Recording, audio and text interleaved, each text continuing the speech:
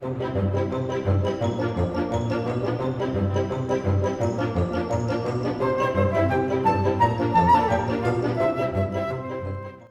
to my channel. For today's video, I tell a story about Song of the Dragon and Freedom. The Song of the Dragon and Freedom is the third act in the prologue chapter of the Archon Quests. So what are we waiting for? Let's go. Dinadala ni Diluc ang ilang impormasyon tungkol sa Abyss Order sa grupo na nakatagpo at napatay ang isa sa kanilang mga operatiba noon. Ipinaliwanag ni Venti na bagamat isa siya sa The Seven, ang kanyang mahabang pagliban ay naging dahilan upang siya ang maging pinakamahina sa grupo, kaya't kailangan niyang umasa sa tulong ng kanyang mga tao. Ipinaalam ni Diluc sa grupo na natunton ng kanyang mga tao ang salamangkero sa gawaan ng alak. Matapos itong patayin, napansin nila na nag-dissipate ito ng ilang espesyal na enerhiya sa proseso. Napagtanto ni Venti na ang enerhiyang ito ang pumuputol sa kanyang koneksyon kay Dvalin na mula noon ay nanirahan sa ilang mga sinaunang guho. Ang enerhiya ay nagbigay daan din sa kanya na maunawaan ang mahika na nagpapagana sa harang na nagtatak sa mga guho at maaari niyang alisin ito. Naniniwala si Jien na kakailanganin nilang patayin si Dvalin upang magdala ng kapayapaan, ngunit sinabi ni Venti na maaari pa rin nilang makamit ang kanilang orihinal na layunin dahil sa kakayahan ng manlalakbay na linisin ang Teardrop Crystal. Pagkarating sa labas ng Storm Terror's lair, inatake sila ng isang grupo ng Hilichurls. Nagagawa nilang itaboy ang kanilang mga umaatake, kasama sina Jien at Venti na ang mga Hilichurl ay karaniwang umiiwas sa mga elemental na lugar. Sinabi ni Diluc na ang Abyss Order ay minamanipula ang mga Hilichurl sa pagtatangkang pigilan ang mga ito, ngunit hindi iyon magiging sapat. Pagkatapos ay tinanggal ni Venti ang harang.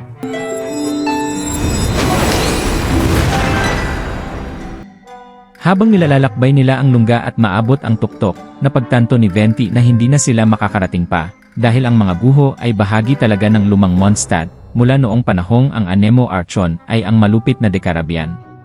Tumanggi siyang magpahayag ng higit pa tungkol sa kwento sa ngayon. Napansin ng grupo na mayroong isang light actuator at i-activate ito pagkatapos ng ilang pakikibaka. Umaasa si Venti na maibabalik nila si Dvalin sa kanyang katinuan, at kumbinsihin siya na hindi ang mga tao ng Mondstadt o si Venti mismo ang nagtaksil sa kanya noong una. Pagkatapos ay ginagamit niya ang kanyang mga kapangyarihan upang iimbuwe ang kapangyarihan gamit ang enerhiya ng Anemo. Naabutan ng manlalakbay si Dvalin at pinamamahalaang linisin siya ng sirang enerhiya na inilagay sa kanya ng Abyss Order.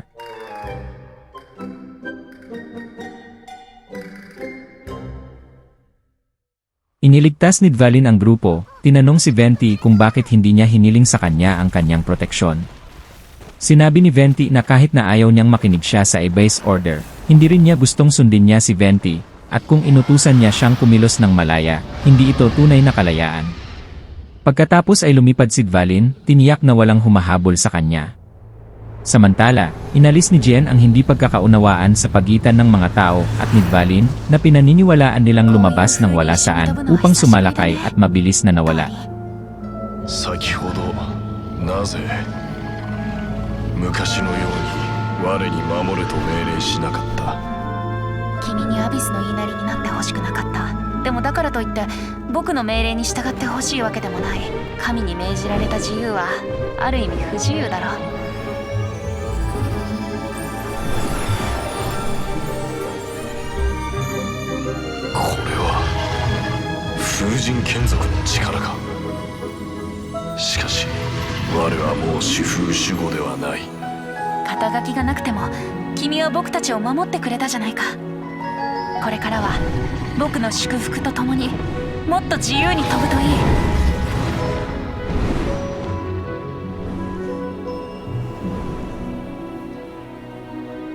Mondo の流祭はこれで一件落着だ。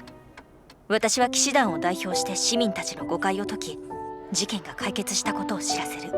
しかし、風魔竜が前触れもなくモンドを襲い、その後行方をくらませたことは、きっと市民たちの心に多くの疑問と不安を残すだろう。大丈夫。風向きは変わるものだからね。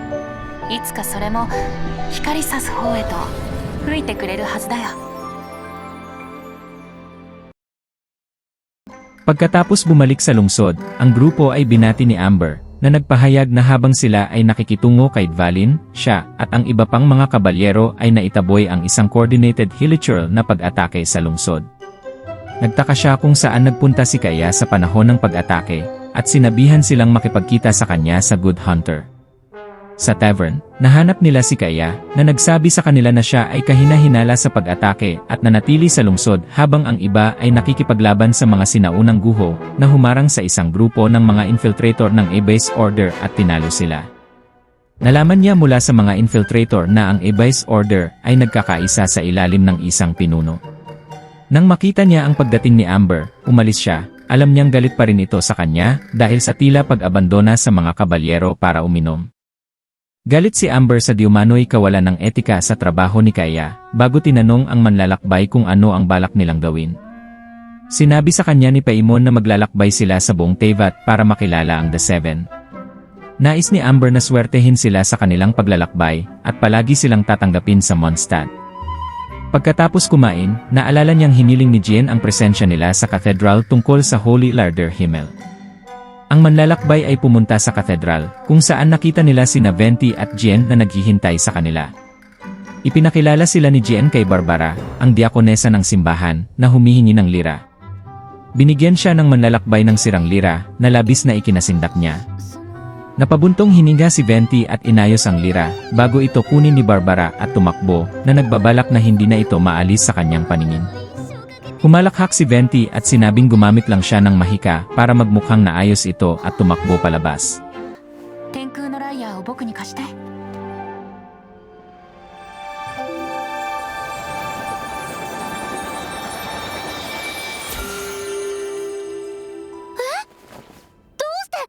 Tenkou no Raiya ga! Oira ni mo misete kure! Dame dame! どう直したかはわからないけど、天空のライヤーはもう貸せないわ。さて逃げようか。僕が天空のライヤーを修復する現実、いや魔法 100% 完全無欠じゃないからね。おお、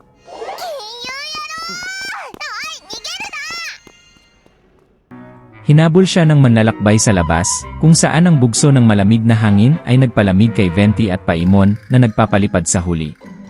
Dalawang Fatui agents ang lumitaw at pinigilan ang manlalakbay, habang ang isang ginang at dalawang Fatui Sisin Electro-Mages ay pumasok sa eksena.